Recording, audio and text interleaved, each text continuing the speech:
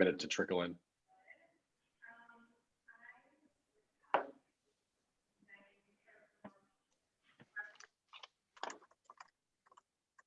All right.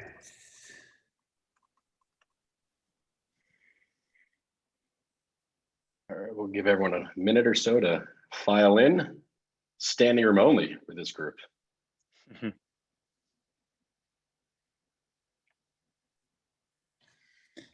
best part about Is there a link for people who have registered? Because I have a friend who registered, but she's not sure like what link to follow for the invite. I'll drop that in the chat right now. Perfect.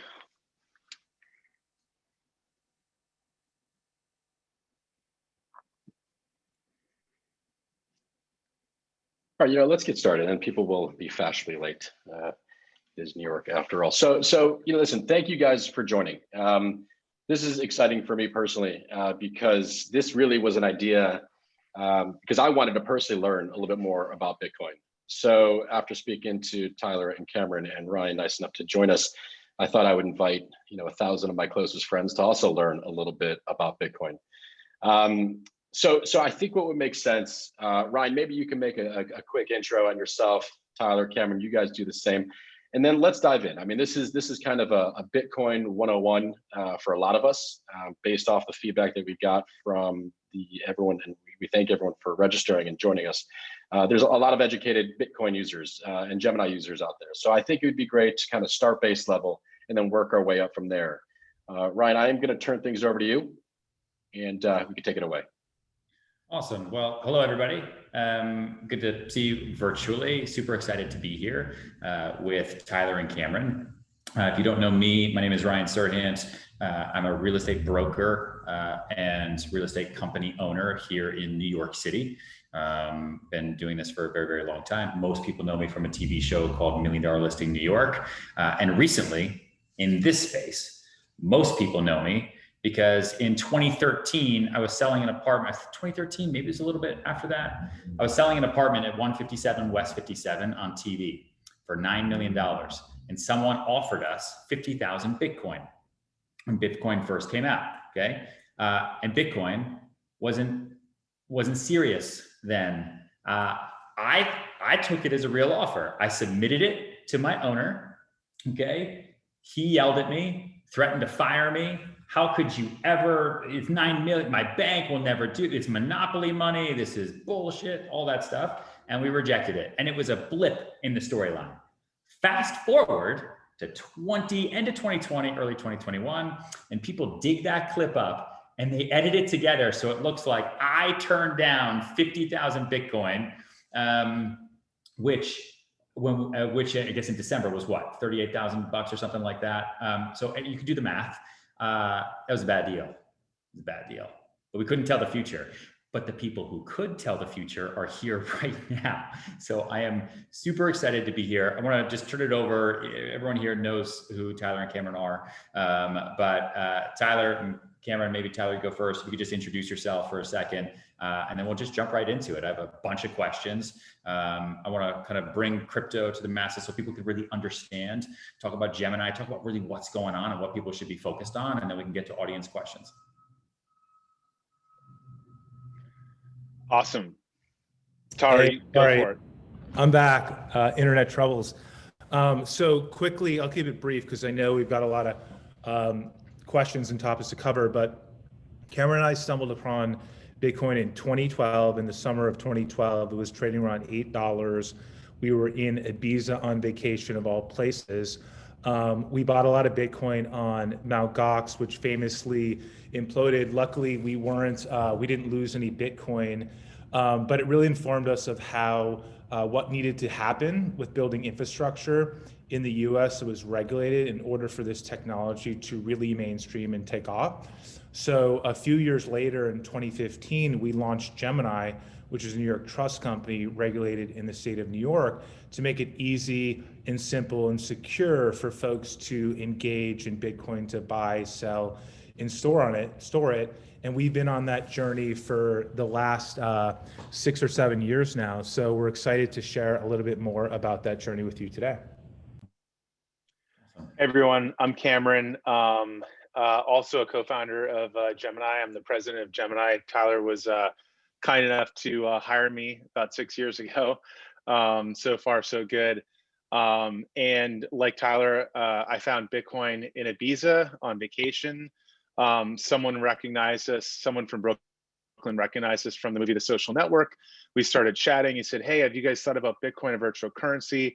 And we really hadn't at the time. And this is in 2012, and it sounded pretty weird at first. And then we took a shot at tequila, and it started to make a lot more sense. And then we started diving deep into it and reading as much as we could. And back then, the main news source for Bitcoin, and it was really all Bitcoin, there was no sort of crypto industry, was Reddit. And we went really deep in the Reddit forums, and then met with some Bitcoiners in the Flatiron District in New York, which we like to call Crypto Alley. And the electricity that these folks, and the passion they had for Bitcoin, they were literally putting all their life savings into it. And we spent, a day or two trying to figure out, why doesn't this work? How do we kill it? And we couldn't. And we started buying shortly thereafter, and have been kind of obsessed ever since. And we actually, the first Bitcoin transaction was the Bitcoin pizza. This is, building on Ryan's point, and it was 2 Papa John's pizzas that sold for, I think, 10,000 Bitcoin. They must have been really good pizzas, because I think in today's dollars, that's like, I don't know, $500 million worth of pizza. And your real estate transaction probably would have been the largest, on the planet in today's Bitcoin value. So it's amazing to see how much it's grown from literally a white paper to more than $1 trillion asset in Bitcoin alone. And then the crypto industry is huge. And the question is, how do you get started, right? And we, as Tyler mentioned, bought a lot of our Bitcoin in the Wild West through brokers on Mt. Gox. It was a very sort of scary place. Luckily, we didn't get hurt, but it informed us to build Gemini to create this simple access point, really a bridge into crypto, and trying to build a super simple, safe, reliable product that anybody, including my mom, can use to go buy some Bitcoin. Awesome. Great. So what I'd like to do is take a step back for a second. Can you just tell everybody what Gemini is a simple place where people can go to buy crypto, right? But really, what is it, right? Some people have said to me, "Oh, it's an exchange. Oh, that's where my wallet is. Oh, Gemini is really kind of a bank for crypto." So can you explain to people what Gemini is, and what you can do on there, and some of the cool things that you guys have been putting out recently? Yeah, it's a really good question, because a lot of people use different terms like exchange or wallet or custodian. And the truth is, we're sort of all of that wrapped into one platform.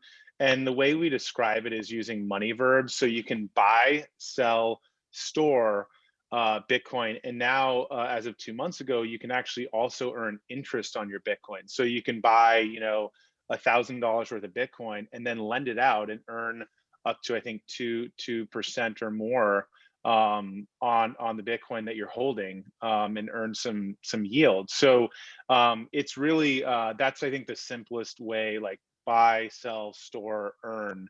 It's a platform.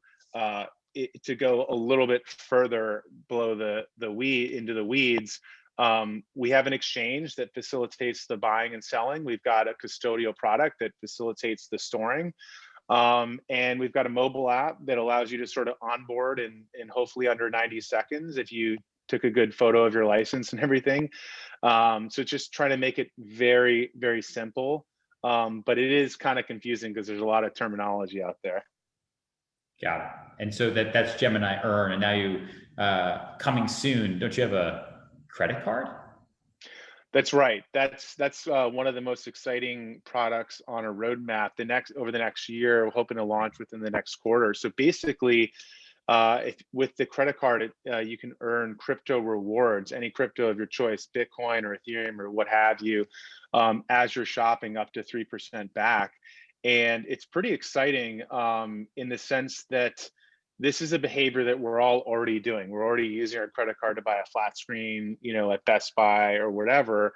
And now you can become a saver or a hodler of crypto as you store, as you spend your dollars, and it takes out the decision around how do you time when to buy. That's like one of the biggest questions, is like, what do I buy? Where do I buy? And how do I time this? And the truth is, nobody knows, because we don't have crystal balls, and it's impossible to time the market. Even the experts don't know. So if you can just time it for when you buy stuff, as you already do, it takes that piece of the decision making out of the equation. Which is awesome. Which the timing question. So 2012, started Gemini in 2015. How did you stomach the quote unquote crypto winters, right? When the price was on the decline, people weren't taking it seriously, and it shot up and then went back down, and you guys were in this all in. How'd you get through that? Go ahead, Tyler. Looks like you want to answer that one. Yeah. Sorry, I was having technical difficulties. What I missed, right? So we just have always taken a really long-term view, like a 5 or 10-year view. And I'm not sure if Cameron covered this, but we look at Bitcoin as gold 2.0. So the qualities that people think that make gold valuable: scarcity, portability, fungibility. When you take those, there's about 9 traits that make gold gold. When you match Bitcoin against that, it actually matches or does better. So gold supply is scarce, Bitcoin's actually fixed. So it's the hardest money in the world. Gold is somewhat portable, you can carry it. Bitcoin, you can send around like an email. And so when you take the gold framework, Bitcoin's actually better at being gold than gold. And if you look at the market cap of gold, it's 10 trillion. So Bitcoin, if it disrupts gold, which we think it will, its market cap has to be worth 10 trillion. Today, Bitcoin's market cap is 1 trillion. So even today, 60 grand a Bitcoin might sound like a lot, but there could be a 10x from here. But we've been thinking about this gold story even back when Bitcoin was $10, $50, $100.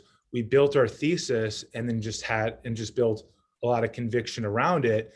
And anytime there's a dip or there's a winter, as long as Bitcoin's not at, and by the way, $10 trillion market cap Bitcoin would be about $500,000 per Bitcoin. So anything below that, in our opinion, is a buying opportunity. When there's a dip or a crypto winter, it's actually just a chance to load up more. So we really take a lot of conviction in the Bitcoin is gold 2.0 thesis. And the way you value Bitcoin, a lot of people get led astray here as they sort of look at it, they try and value it like a stock. So like, they're like, what's the cash flow? What are the fundamentals? But you can't really take a discounted cash flow or Wall Street models to Bitcoin because it's not a company.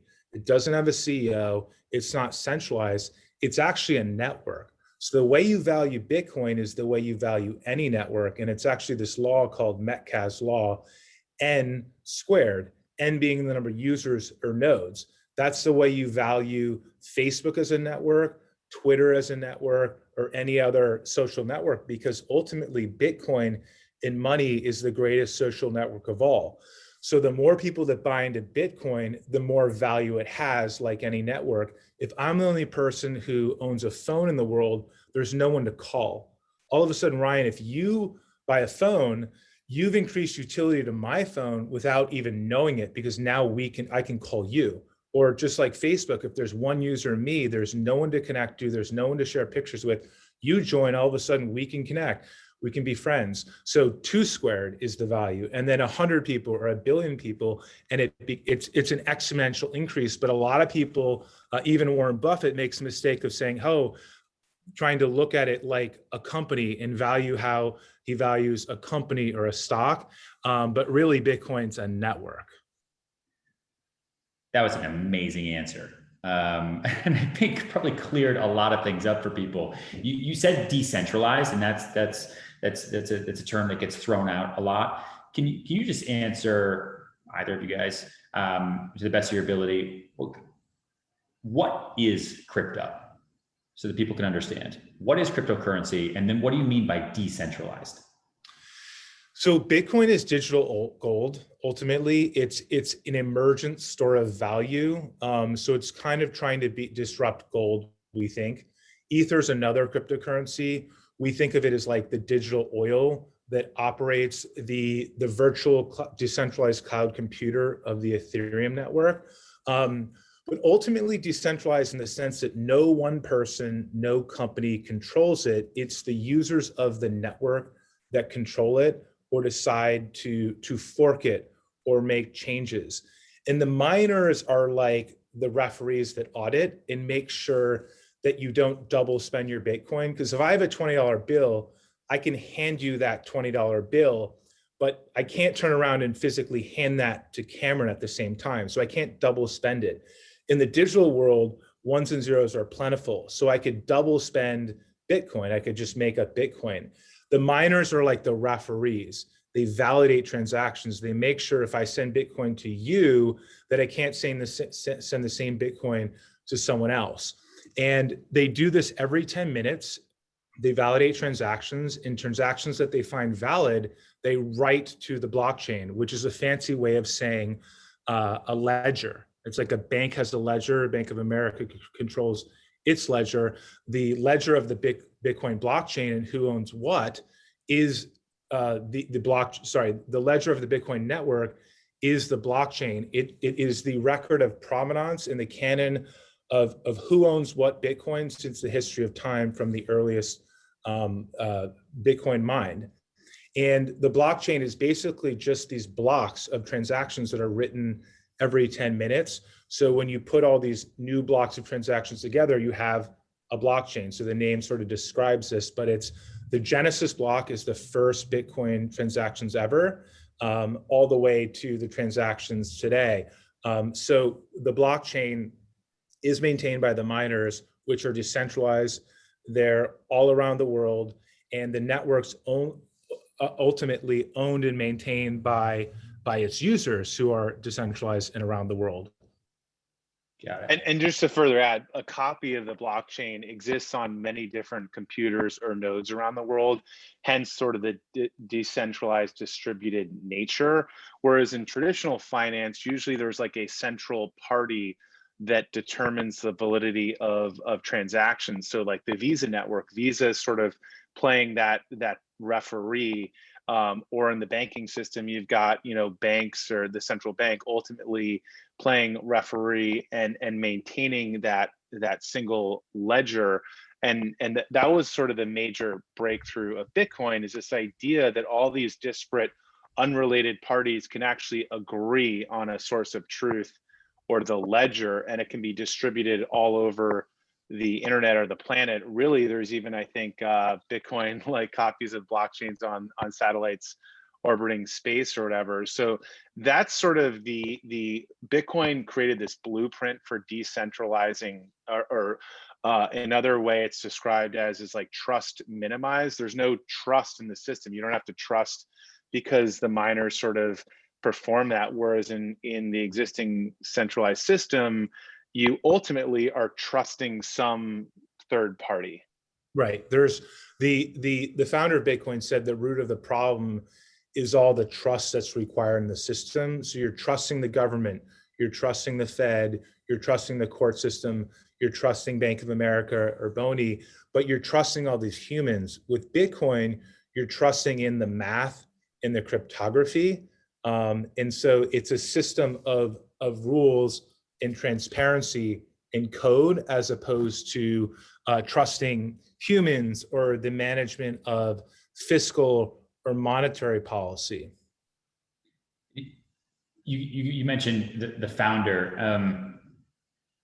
Are you guys Satoshi? I wish. No comment. Satoshi is you tell me now, I won't, it's just no one's, it's only a couple hundred people. We're not recording, are we? No. Okay. Crazy. So,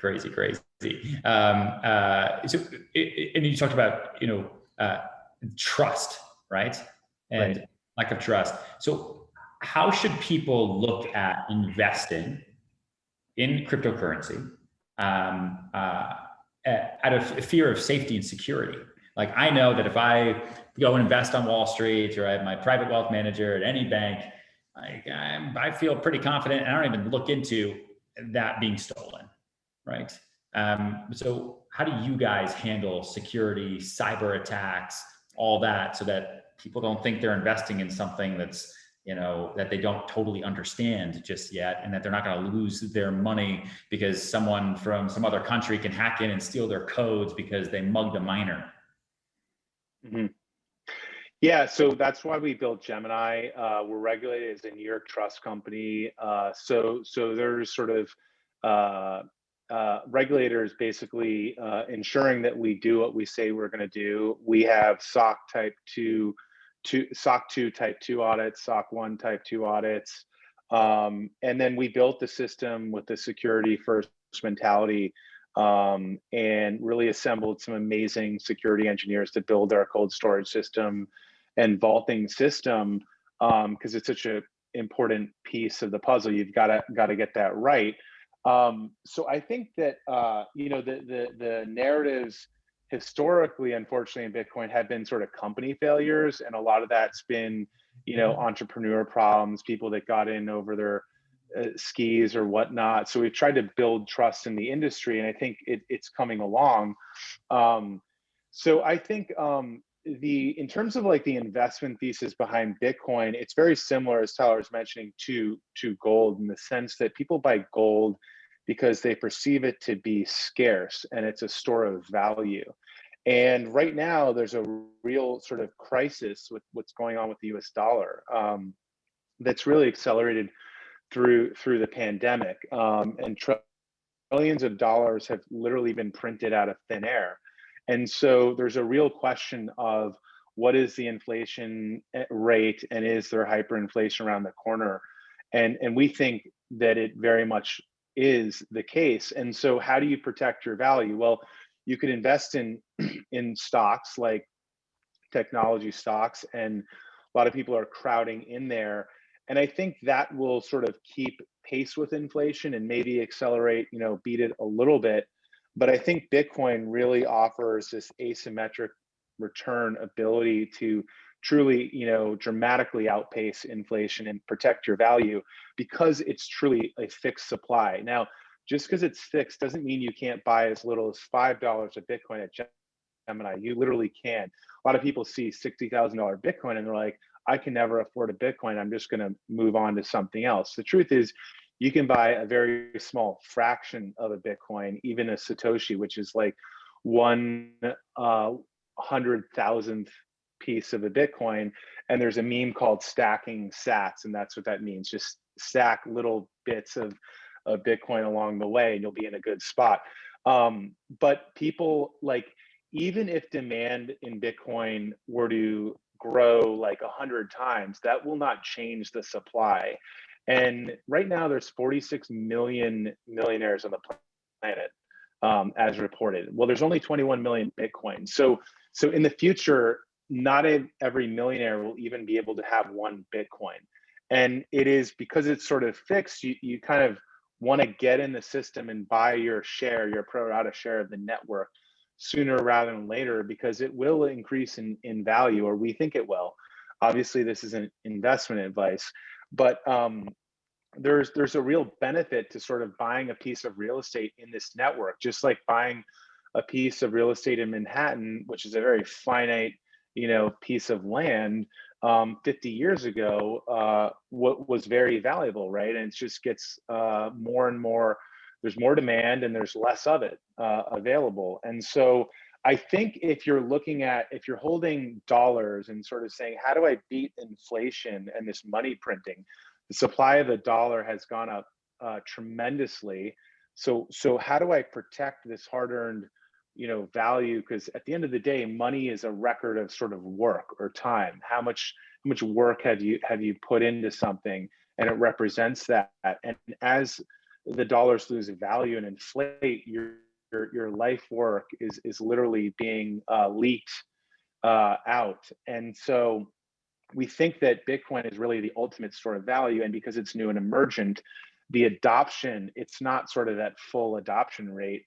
And there's a really incredible opportunity to not only outpace inflation, but significantly grow and overtake gold 10x. So that's a long-winded way of saying is people are looking at Bitcoin as a way to store value that they're earning and transfer and exit dollars in this system. Why does the price of Bitcoin fluctuate so much? Like it's 5%, 10% a day. Can you explain that? Yeah, the way this, I think the simple way is that it's a very new asset class, and so there's not as much price discovery, and so you have people. It sort of moves like a smaller, or used to move a lot more like a small tech stock, and it becomes volatile because it's just it's new, and it's Bitcoin sort of in its adolescence. As it becomes a larger, gold is a $10 trillion asset class. So it's sort of harder to impact or move that market. $1 million order is not really going to move it a whole lot. There was a time when, when we were first trying to buy Bitcoin, you could buy $10,000 of Bitcoin and dramatically move the price because it was such a small market cap.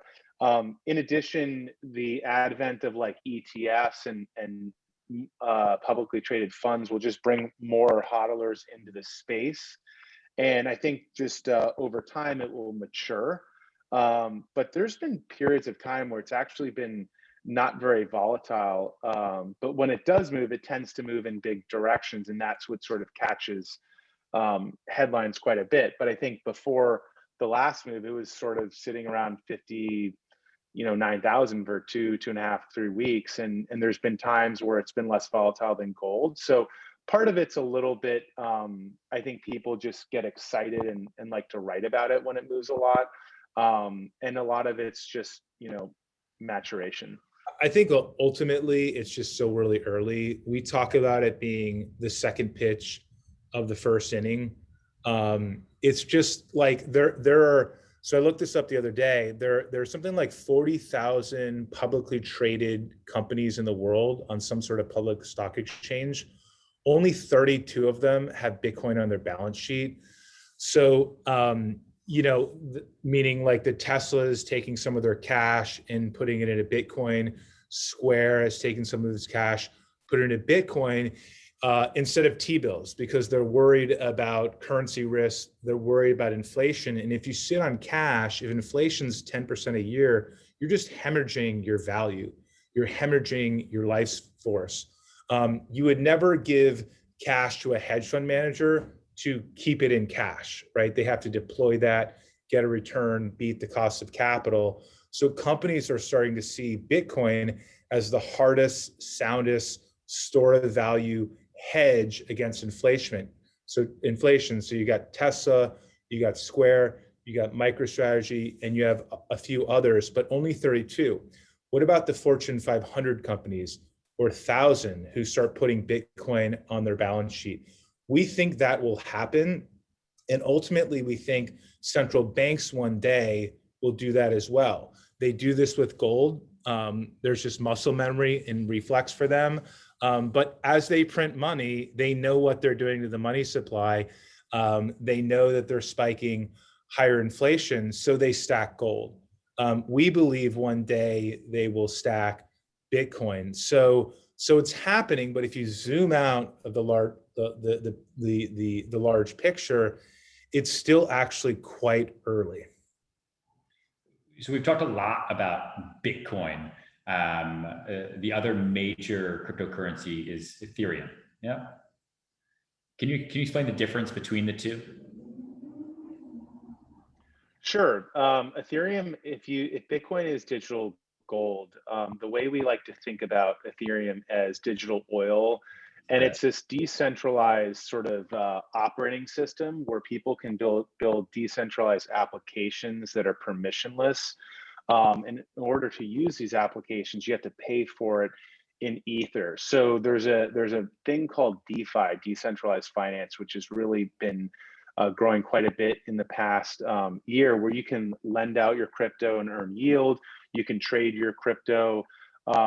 You can borrow against your crypto. All these cool things that exist in the existing financial service, you can do in DeFi in a permissionless manner. If you have to do these in the financial world, the existing world, you sort of have to go to your bank and say, hey, I'd like to borrow against my Bitcoin. And they'd have to underwrite you and give you effectively permission to extend credit on that. Well, in DeFi, you can go post up your Bitcoin and borrow dollars off of that through a smart contract with no permission. And it's that's what's really exciting. And in order to use these protocols, they use Ether. So they become sort of Ether eaters. So by owning Ethereum, or Ether is the token of the Ethereum network. So by owning Ether, you sort of index on the growth of this decentralized operating system. And it's a long-term sort of index or bet that that there's going to be just a lot of great projects and demand for Ether over the long term. There's also individual projects sort of built on top of Ether that you could invest in.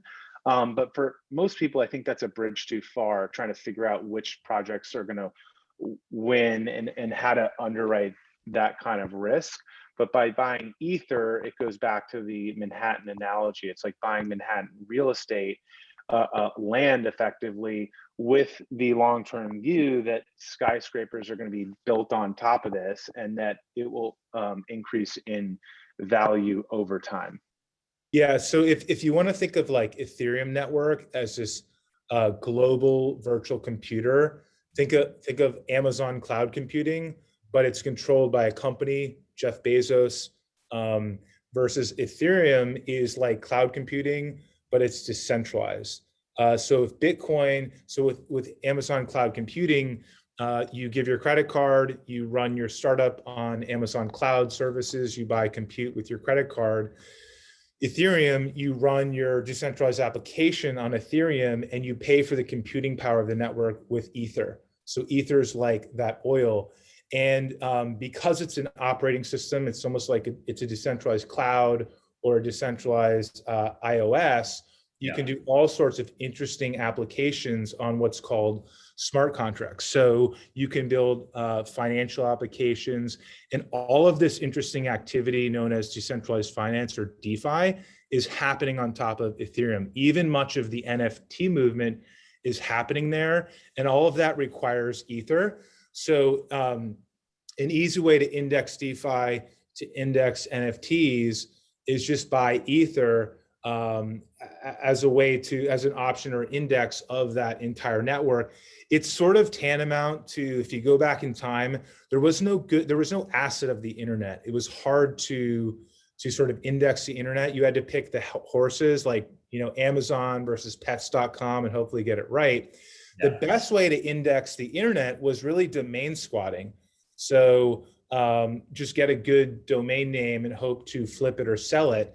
That equivalent of limited real estate is Ether itself on the Ethereum network, or Bitcoin itself on Bitcoin.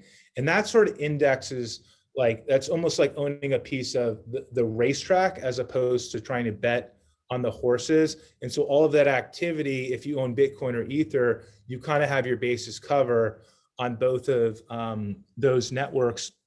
One last point is, it's shocking when you look at the numbers of the underbanked or unbanked, especially globally, but even in this country, many people can't even get a bank account or basic access to financial services to get a loan to start a business, a mortgage on their house or whatnot, and build generational wealth. If you have an internet connection and a smartphone and you can get some Ether, you can set it into a contract and get credit and start living this bankless life in the frontier of crypto. You don't have to get a bank account. And there are parts of the world where, like, JP Morgan's just not going to get there anytime soon with a brick and mortar branch, but the internet is already there. And so, and most of them have smartphones already. So you can connect into this new decentralized Wall Street, which is basically the centralized Wall Street getting reconstructed like online on Ethereum. And so it's the financial inclusion story is incredibly powerful. You mentioned NFTs, and we definitely have to talk about those for a minute right now. What can you explain to people what an NFT is and why people should care about them? Sure. At their core, they're non-fungible tokens, so they sort of represent unique assets. And if you think of Bitcoin as bringing sort of digital scarcity to money, NFTs bring digital scarcity to art. Prior to NFTs, there wasn't really a way to create ownership or an asset around digital art. And the NFT package basically allows digital artists to sort of put their art on the blockchain and then monetize that and sell that. And I think Beeple is sort of the most interesting and exciting example. He's the artist who sold a piece at Christie's, I think, for $69 million. So Beeple was making digital art every day for 13 years, but never sold a piece because there was not really a way to do that. And he did his first drop on Nifty Gateway, which is owned by Gemini. This is the first time he could really, sell his digital art at scale. And I think he did something like 4 million in a weekend, which seemed really, is the big R record at the time, and just life-changing for him. And then it's sort of just kept escalating since there. But it's sort of they at their core allow sort of digital artists to now sort of make a living and monetize their work, which I think is going to bring more and more talent into this space. And when you think of like the offline art world, I mean, very little of it sort of has made it online. But if you look at sort of the direction we're heading into metaverses and online worlds, look at Fortnite, you got 200 million people goggling it, into this digital world, and all kinds of really cool things being built. You sort of need art for that world, and the NFT is just another digital canvas. It allows art to kind of transcend into the digital world. So we've been busy building like a bridge into sort of that frontier of art and collectibles. That's the highest level. I'm sure we can go in a million directions, but Yeah, I mean, it basically, it's a technical standard that allows you to create an asset around digital art, where the internet gave us abundance. So you can create millions of copies of the same picture for nothing, absolutely free. And so like Bitcoin brought scarcity to money, NFTs have brought scarcity to digital art. So there can only be one of this. It's an asset, or there's 10 of this. And the blockchain proves it and authenticates and guarantees that scarcity. So a digital artist, instead of just posting to Instagram and getting likes, well, you can't really feed yourself on likes. They can actually think of that like picture on Instagram being like a 1 of 1 or a 10 of 10. And instead of people just liking it, they can actually buy it through an auction. And we have a marketplace called Nifty Gateway that's owned by Gemini and operated by Gemini in the Gemini family, where you can buy, sell, and store NFTs. And so digital artists or collectors can do that. But really, it's about bringing human behavior onto the blockchain and making, a beginning, middle, and end to digital art in a way where you can package it, sell it, and monetize. And like Cameron said, Beeple had been doing digital art for 13 years. He had never sold a piece in his life. How do you sell a digital piece of art? You just copy it. What is it? But NFTs, the non-fungible token, is a fancy way of saying a one of a kind. This is scarce. It's not interchangeable. It's not fungible.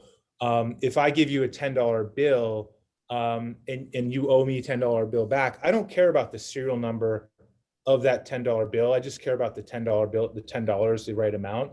But NFTs are unique, one of a kind, So that is the standard and the medium that was built that allowed this digital art revolution to happen. And so it's sort of like, if you think of like art has lived in galleries in Chelsea. It's lived out in installations in nature.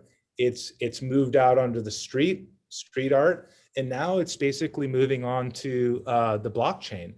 So it's just a different vista and a new color. I don't think it necessarily cannibalizes one to the other, but it's sort of like we had live plays art, and then someone invented the video camera, and so we had movies and motion pictures, and they were selling it first, and then talkies. So it's all acting, but it's a little bit different, and it's a new medium and a new frontier. And Nifty Gateway is sort of our platform to empower artists, and we kind of call Nifty Gateway, it's like the internet is your gallery. And how can somebody open an account on Nifty Gateway? Simple, go to niftygateway.com and just sign up. It's as easy as opening up an account on Amazon. Got it. Awesome. One of the last questions I want to ask you guys before we get to audience questions, because there are a lot. I think Gemini under custody, you have what, over 20 billion now? I think we're close to 30 billion. Pretty soon we're going to cross that mark. Yeah. Fast. I got the $20 billion note like not long ago. Yeah, no, you're not wrong. We blogged about this not long ago, maybe a few weeks ago, but I checked this morning and it's over 28 billion now. So crazy. Where do companies like Gemini fit in the future? 5 years, 10 years out, right? 2030. What is Gemini being used for? Where are you? Where are we in this crypto world? Are we buying houses on crypto? Is that the option? Am I getting people pre-approved, based on what they own in crypto and taking them to Wells Fargo? Are we buying multiple different types of assets all around the world through Gemini? Is that where we're going? What do you think? Where are we headed? So tokenization of assets, and we're seeing, NFTs sort of tokenize art. And I think real estate, there's a lot of assets that could be tokenized and just sort of reduce a lot of the friction. If you've ever closed on a house, it's just, a closing binder that's, huge, and then the mortgage and all this stuff. And it can really all be programmed into a token and the compliance and all that stuff. So I think the future is, if software is sort of eating the world, I think tokens are authenticating it, and in many ways creating like asset, bringing sort of real world offline assets and representing them online on blockchains. And I imagine that real estate is sort of an area that's pretty ripe. It's going to take a little bit of time, because when you tokenize real estate, it becomes a security typically. And so that falls under the SEC, and that is sort of still developing how they handle those things. But all that to say is we're sort of a company that sits in between. We're like this membrane between the offline world and the crypto world, and we're trying to create bridges into the different frontiers, starting with money and Bitcoin, and then Ethereum and DeFi, decentralized finance, and NFTs and art. And maybe the future will involve a lot of real estate and assets that will be represented and trade on blockchains via tokens. I like to joke that there'll be a day maybe where you walk into a coffee shop, you pay for your coffee in crypto, and maybe you want to take an ownership interest in that coffee shop because you like it and you just want to buy a piece of it, and you buy a token of the shop, your local coffee shop, as an investment, and it's tokenized. We're sort of well positioned, I think, for that future. And so, look, if we had this conversation a year ago, we may have talked about Nifty Gateway, but it would have sounded incredibly sci-fi, and you'd probably say, what are these guys talking about, right? And we had just launched the platform, and I think on the first drop we cleared like $20,000, and we're like pumped. We're like, this might actually work. And so what's so exciting about crypto is, like, a year from now the conversation is going to move a lot, and it's really hard to predict, but we hope to kind of be right in the middle of it, whatever it is. Could I take a tower in Manhattan, say 200 units and turn it into an NFT and sell it? It would probably be a security token if it was like an investment property. But I think the tokenization, reduces some of the costs around like the paperwork and the closing and all the middle people in between that transaction. And if we can take a lot of that logic, if you will, and put it into tokens, then they can more readily trade in secondaries and things like that. So I think, that's the direction we're going in. We thought it was going to be here a little bit sooner. It's taken a little more time to get here in terms of the real estate piece. But I imagine if it's something that can be tokenized, it will, and it will trade up, on a platform like Gemini in the future. Got it. Awesome. Tony, I know we got 10, 12 minutes here. I want to kick it over to you because we've got a lot of we do. Educated. I wish we had some more time, but I think the reality is the reason why we have all these questions is because there's just so much excitement in the space. People, as you could tell by the questions in the chat, people really want to learn about this. So I have found it fascinating. I cannot thank you guys enough. I'm going to ask a couple audience questions, which I think are important. In the same theory as NFTs, do NFTs entitle the owner to royalties or a right of copyright? Royalties, that's a great question. In theory, so the copyright piece, it is an ownership right in the NFTs. So you have sort of right to that image, and you can then, I guess, sell that right, to another NFT holder, and or potentially lend it out once you have title to it. What is really cool about NFTs that I'll mention is that artists can participate in the secondary sale. So in traditional art, once it's sold, the artist doesn't see anything from it going forward. And so you think of like the estate, the Warhol estate or whatever, it doesn't see, as those pieces trade on the secondary or Basquiat estate, the estate, I don't believe, gets any of those transactions, whereas with NFTs, we can actually program in a certain fee to the artist, so they participate in the growth of their portfolio, and it's super empowering in terms of giving back more to the artist, which is It's great. Thank you. Clearly, there's a lot of Gemini users, and I feel like after this call, there will be more Gemini users. One question that came that I won't have this problem, but any plans to increase or allow more daily ACH bank transfers on the Gemini platform to make depositing larger amounts and funds easier? So we have like a tiered system based on risk parameters, and we can tweak those. So this might go back to like a larger question. We have a trade execution desk. So there's a lot of folks who show up and they're like, look, I want to put on a position of Bitcoin, but I don't want to use the interface or trading, UI, because I'd rather sort of have a point of contact, a trader on the other end that can help me sort of leg into my position. So we offer that service to individuals. So I think, Tony, we talked a little bit about this, a way of sort of connecting people with our sales and service teams. So we'll have to kind of think about that offline.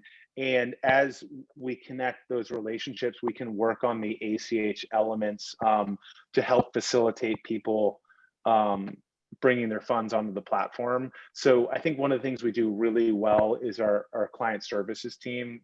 They're amazing. They work around the clock. And so that, I think, is a strong selling point for a lot of individuals, especially people watching. So why don't we take that offline, or and we can kind of find out how to connect people to our team. We can definitely raise those limits. It's always a fraud question.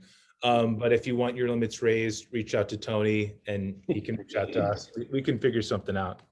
I can live vicariously through all of you reaching out. So thank you. So I personally am a Gemini user, and I have found it to be a lot of fun, dangerously easy to log in and sign up.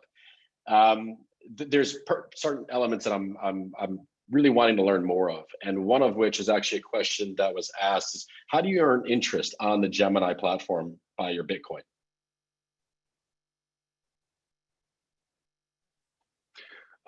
Sorry, can you repeat that question, Tony? Yeah, so how do you earn interest on Bitcoin on the Gemini platform?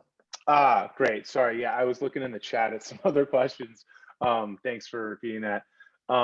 So I think so Gemini Earn is if you log into Gemini, it's right there on the interface, and you can just follow the steps to deposit your crypto into the Earn product and earn yield. It's really we try to make it super simple and straightforward. So if you're a Gemini user, it's available to you, and you'll find it in the mobile app or on the web page. Awesome. So we talked a little bit about why it's so volatile. A question that came here, the person understands why it's volatile.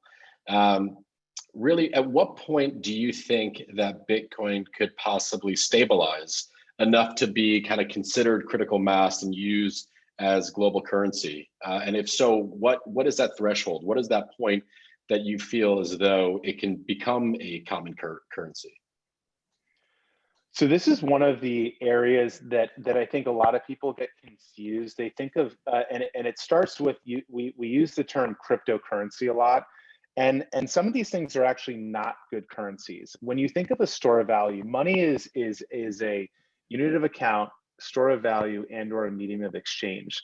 US dollar is a very well-used medium of exchange, and it's losing value, and so people tend to want to use things that lose value as medium of exchanges. So if you look at the value of the dollar over the past 30 years, it's lost something like 95, 96% of its purchasing power.